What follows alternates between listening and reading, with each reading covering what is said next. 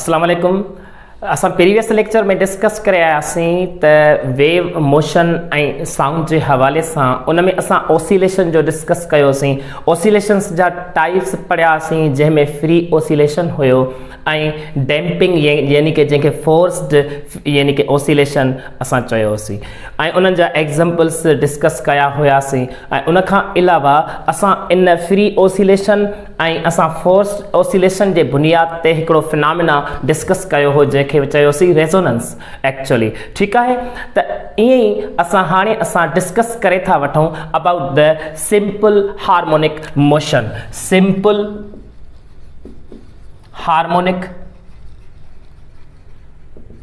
Motion जंहिंखे असां SHM चवंदा आहियूं, शॉर्ट फॉर्म में यानी कि असां SHM चवंदा आहियूं, सिंपल हार्मोनिक मोशन।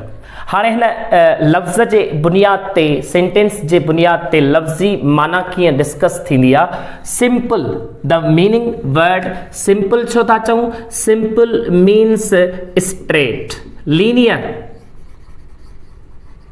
ठीकु आहे, ऐं हार्मोनिक मीन्स हारमोनियम मां वरितल आहे जेको मोशन रिपीट थिए। रिपीटेड मोशन खे असां हारमोनिक या हारमोनियम मोस्टली असां हारमोनिक मोशन जे बुनियाद ते चवंदा आहियूं, repeated motion.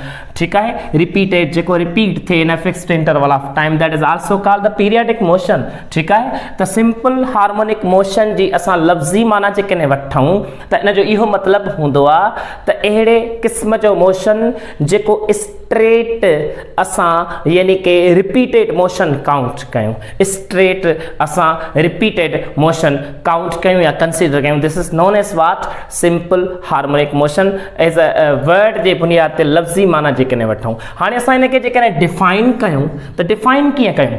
Such kind of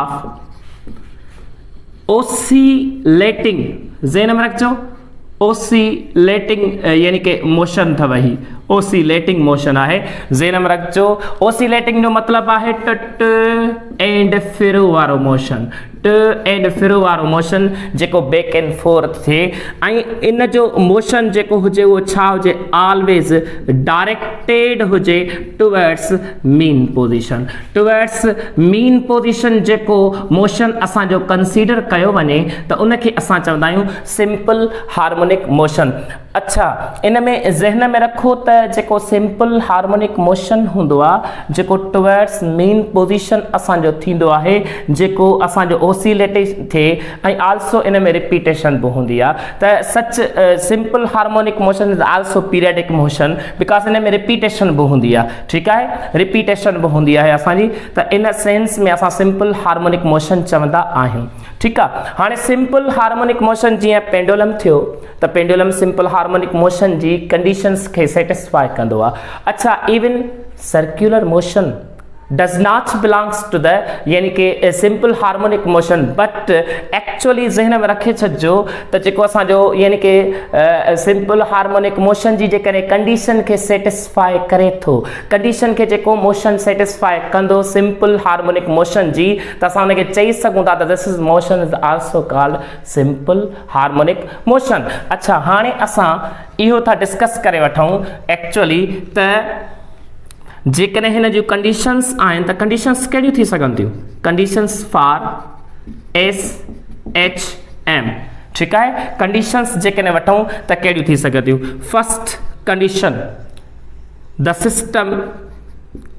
system जेको बि सिस्टम बॉडी हुजे, ऑब्जेक्ट हुजे, बोब हुजे, ठीकु आहे, the system should have inertia.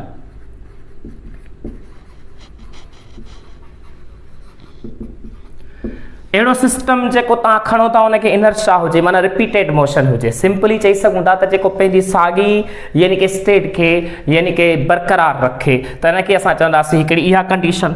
ॿी कंडीशन ज़हन में रखजो, the system should have elastic restoring force. माना जंहिंमें इलास्टिक प्रॉपर्टी हुजे यानी जेको पंहिंजो साॻी स्टेट या रिपीटेड मोशन करे सघे टुवर्ड्स मीन पोजीशन थिए त असां इनखे चई सघूं था त इहो सिंपल हार्मोनिक मोशन में अची वेंदो। अच्छा जेकॾहिं टी कंडीशन खे वठूं त acceleration should be directly proportional to the minus x. माना जेकी रीस्टोरिंग जे फोर्स जे करे जेका एक्सीलरेशन थिए त जेको तव्हां एक्स कवर कराईंदो माना डिस्प्लेसमेंट कवर कराईंदो ऑन द बेसिस ऑफ जेकॾहिं असां पेंडुलम जो कॉन्सेप्ट वठूं ठीकु आहे त हीउ जेको असांजो एक्स कवर थींदो उहो हिन तरफ़ थो थिए वरी ऑब्जेक्ट टुवर्ड्स मीन पोजीशन ईंदो त हिन में एक्सीलरेशन टुवर्ड्स मीन पोजीशन थींदी। हाणे ॾिसो एक्स हिन तरफ़ एक्सीलरेशन हिन तरफ़ ऑपोजिट डायरेक्शन में दैट्स वाई माइनस साइन थींदी आहे ठीकु आहे त एक्स हिकिड़े तरफ़ एक्सीलरेशन ॿिए तरफ़ त असां चई सघूं था त इहा condition on the basis of Hooke's law आहे ठीकु आहे हुक्स लॉ आहे त हुक्स लॉ तव्हां सभिनी ख़बर आहे त stress is directly proportional the strain हूंदो आहे या असां इनखे चवंदा आहियूं त tension is directly proportional the extension हूंदो आहे। This is acceleration from the restoring force ठीकु आहे। अञा हिकिड़ी यानी कि असां जेकॾहिं कंडीशन वठूं त सिस्टम शुड बी फ्रिक्शनलेस।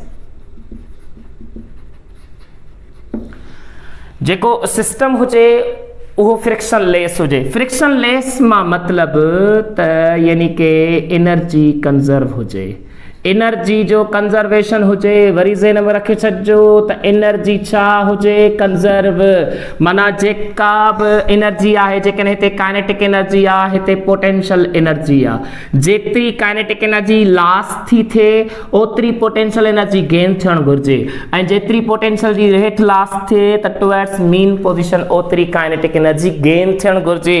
त इहे चारई कंडीशंस जेकॾहिं कहिड़े बि क़िस्म जो मोशन सेटिस्फाई करे त असां चई सघूं था त इहा जेकी बि कंडीशंस खे फॉलो करे थो त उहो सिंपल हार्मोनिक मोशन जी यानी SHM जी कंडीशंस खे या उन जी फैमिली में अची सघे थो। माना उहो मोशन जेको हिननि चारनि कंडीशंस खे सेटिस्फाई करे त असां चई सघूं था त अहिड़े क़िस्म जो जेको मोशन हूंदो उहो सिंपल हार्मोनिक मोशन जी फैमिली सां तालुक़ रखंदो ठीकु आहे। माना उन जी कंडीशंस खे सेटिस्फाई करे जेकॾहिं इहा रिज़ल्ट हासिल थींदी त असां चवंदासीं त इहो सिंपल हार्मोनिक मोशन आहे। Again what do you mean by simple harmonic motion from words यानी कि त चवंदासीं अहिड़े क़िस्म जो स्ट्रेट मोशन जेको हुजे जेको रिपीटेड थिए ठीकु आहे। हाणे सिंपल हार्मोनिक मोशन जी डिफाइन कीअं कंदा आहियो त such kind of oscillating motion ठीकु आहे। ऑसिलेटिंग जेको मोशन हुजे रिपीटेड मोशन हुजे जेको टुवर्ड्स या डायरेक्टेड छा काॾे हूंदो आहे टुवर्ड्स मीन पोजीशन न डायरेक्टेड हुजे त असां चवंदासीं त अहिड़े क़िस्म जो मोशन सिंपल हार्मोनिक मोशन यानी SHM सां तालुक़ रखंदो आहे। इन्हनि जे लाइ कंडीशंस चार आहिनि। पहिरीं condition system should have inertia you know very well inertia साॻी स्टेट खे बरक़रार रखणु चाहींदी आहे या प्रॉपर्टी आहे मास जी ठीकु आहे मास जी मटीरियल जी प्रॉपर्टी आहे ठीकु आहे। त हाणे इन सेंस में असां चवंदासीं त जेकॾहिं का बॉडी मोशन पई थी करे त इहा मोशन कंदी रहंदी ऐं जेकॾहिं रेस्ट में आहे त रेस्ट में रहणु चाहींदी आहे ओके। ऐं उन खां अलावा system should have elastic restoring force माना material should be elastic material या उन मटीरियल में या उन ऑब्जेक्ट में या उन सिस्टम में इलास्टिसिटी वारी प्रॉपर्टी हुजणु घुरिजे। अच्छा ॿियो आहे त acceleration should be directly proportional to the minus x माना जेकॾहिं एक्स तव्हां हेॾे था कवर करायो डिस्प्लेसमेंट त एक्सीलरेशन टुवर्ड्स मीन पोजीशन हुजणु घुरिजे। This is minus sign indicates ठीकु आहे त डायरेक्टली प्रोपोर्शनल हूंदो आहे।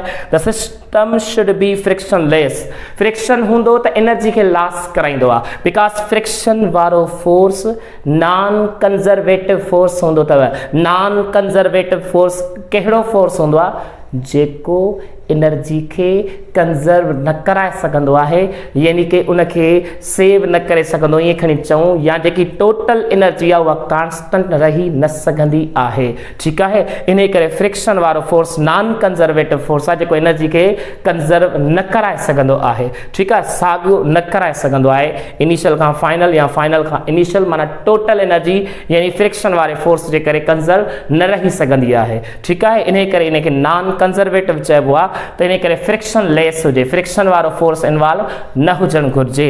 ठीकु आहे, त एनर्जी शुड बी कंजर्व्ड ऐं यानी कंजर्वेटिव फोर्सिस कहिड़ा हूंदा आहिनि जेकॾहिं हिते डिस्कस कयो वञे त जेके बि फील्ड फोर्स हूंदा आहिनि मोस्टली जेकॾहिं असां वठूं ग्रेविटेशनल फोर्स आहे, इलेक्ट्रिकल फोर्स आहे, त इहे फोर्सिस जेके हूंदा आहिनि इहे कंजर्वेटिव फोर्स हूंदा आहिनि जेके एनर्जी खे कंजर्व कराइण में मदद कंदा आहिनि। ठीकु आहे, त इहो असांजो कॉन्सेप्ट आहे अबाउट वाट, यानी कि माना सिंपल हार्मोनिक मोशन जी बुनियाद ते। हाणे अवां जल्दी में स्क्रीनशॉट कढी वठो त अॻिते हली असां सिंपल हार्मोनिक मोशन सां जेके बि लाॻापियल टर्मिनोलॉजीस आहिनि उन्हनि ते डिस्कस करे था वठूं। शाबाश, नोट करे वठो।